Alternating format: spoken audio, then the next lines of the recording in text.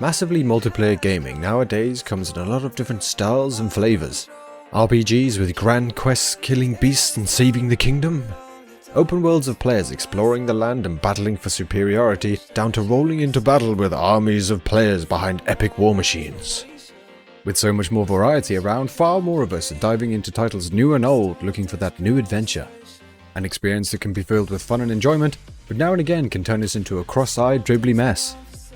Today, I look at some of the most complex, massively multiplayer games to get into, ranging from complexity sneak attacks all the way up to practically requiring a doctorate in the title just to get a foot in the door. I'm Mitch Mannix, and this is my top 5 hardest MMOs to get into.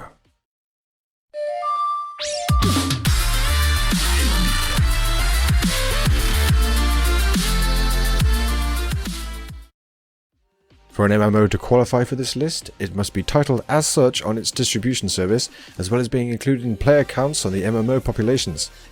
I had to set the bar somewhere, or I'd probably be sprouting nonsense about Dwarf Fortress until my eyes glaze over. Also bear in mind that this will include MMOs, not just MMORPGs.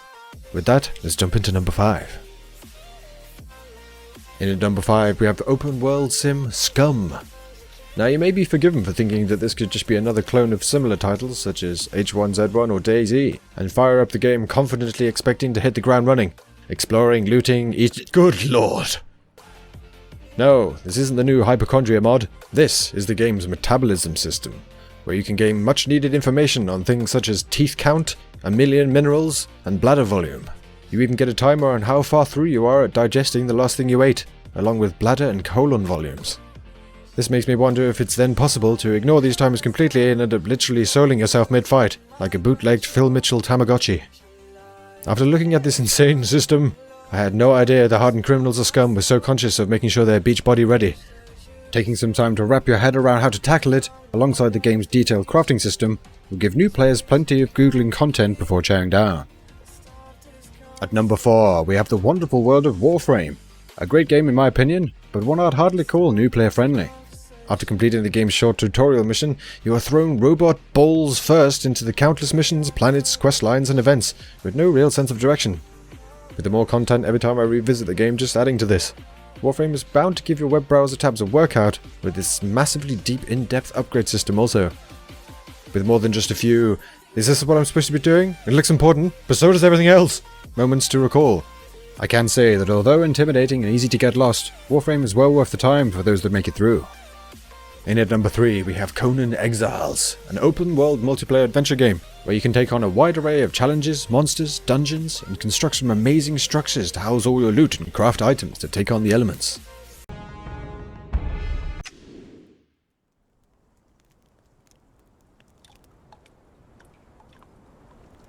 Oh yeah, it's also a PvP game.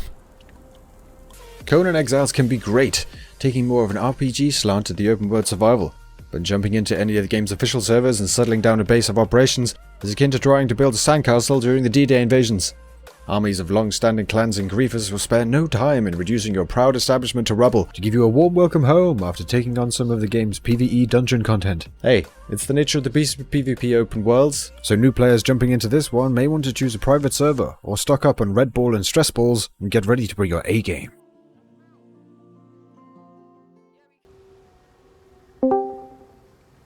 You tried out PoE? Yeah, I thought I'd give it a go after the recommendation. I'm just jumping in now. Yeah, it will take you a bit of time to get started, but it's wicked, mate. Ha! I used to play Diablo too. I'm pretty sure I know what I'm doing.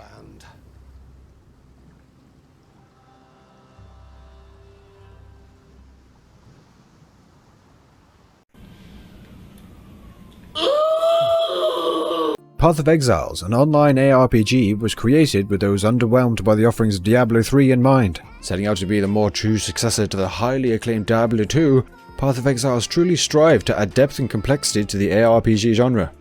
In my eyes, a machine they forgot to turn off, as when you enter the game you will be greeted with a skill system tied to gems, where there are hundreds of, each with their own levels and socket types, and links to those sockets, and augmentations, all to couple nicely with the skill tree to end all skill trees. It's safe to say the PoE provides a wide range of options when jumping in for the first time. Once the player has the starting of a build, the fun doesn't end there, as you will need to wrap your head around the game's portal events, mines, trials, as well as the main story and the game's map system, with its own modifiers and endless amounts of variance. For long-standing members of PoE, it may seem trivial, but for brand new players, walking into a title with this much to learn and understand, many may simply give in and retreat to a pirated copy of Grim Dawn and a Pringle sandwich. A lot of you would have seen this one flying into number 1. EVE Online has been notorious for being incredibly complex and a grind to even get a start in. After jumping in for this video and looking up a few guides, this was reinforced by the first one I saw for new players being 53 minutes for part 1 of 10.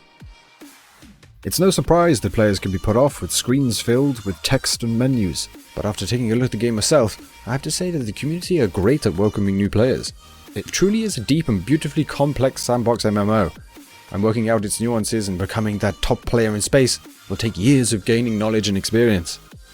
The game recently broke the record for the largest multiplayer battle in history, a mind-blowing spectacle for anyone interested.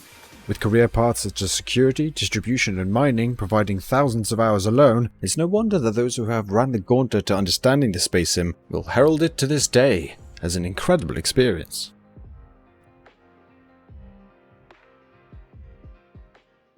And that's my list of the top 5 most difficult MMOs to get into. I just want to say a quick thank you to all the new subscribers that have come over since the last video dropped. And just as a quick update, there will be more After Hours series, but as you can probably imagine, it does take a little bit of time to accumulate those hours, so I'm going to be doing some other interesting MMO videos for you guys while I work on that one. But yeah, thanks a lot. If you're keen to see more, check out my other videos, and hit that subscribe button to be notified of all new ones going forward. Thanks again for chilling with me today, and I'll see you guys in the next one.